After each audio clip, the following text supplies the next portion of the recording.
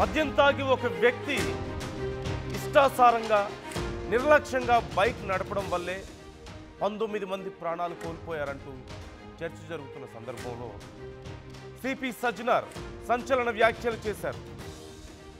Kurnool bus ప్రమాదానికి సంబంధించి ఆయన మాట్లాడారు. ఒకరి నిర్లక్ష్యం 20 మంది ప్రాణాలను తీసిందంటూ ఆయన అన్నారు.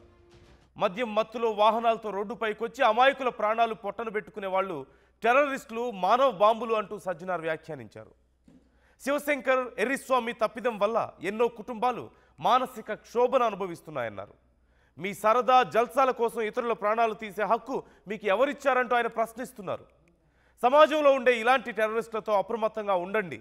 స్థానిక పోలీసులకు వెంటనే సమాచారం ఇవ్వండి. వాళ్లను ఇలాగే వదిలేస్తే రోడ్డు మీదకొచ్చి ఎంతోమంది ప్రాణాలు తీస్తారు అంటూ సజ్జనార్ సూచిస్తున్నారు. ఇక్కడ 2 కోణాలు. ఒకటి, మద్యం తాగి వాహనాలు నడపడం వల్ల కేవలం తమ ప్రాణాలకే కాదు ఇతరుల ప్రాణాలకు సైతం హాని చేకూరుస్తారు అనడానికి ఇది ఒక ఎగ్జాంపుల్. ఏకంగా 20 మంది వరకు ప్రాణాలు కోల్పోయినటువంటి పరిస్థితి కనిపిస్తుంది. ఇక్కడ కేవలం ఒక వ్యక్తి నిర్లక్ష్యంగా ఆ మత్తులో జోగుతూ ఇష్టానుసారంగా బైక్ నడపడం వల్ల జరిగినటువంటి ప్రమాదం ఇది.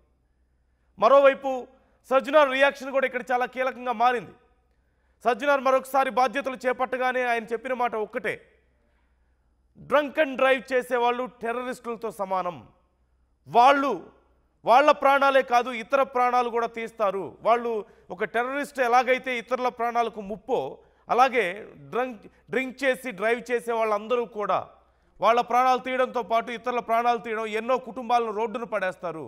వాళ్ళు టెర్రరిస్టులకు ఏమాత్రం తక్కువ కాదు, జాగ్రత్తగా ఉండండి, అలాంటి వాళ్ళ విషయాల్లో కఠిన చర్యలు ఉండబోతున్నాయంటూ ఆయన హెచ్చరికలు జారీ చేశారు.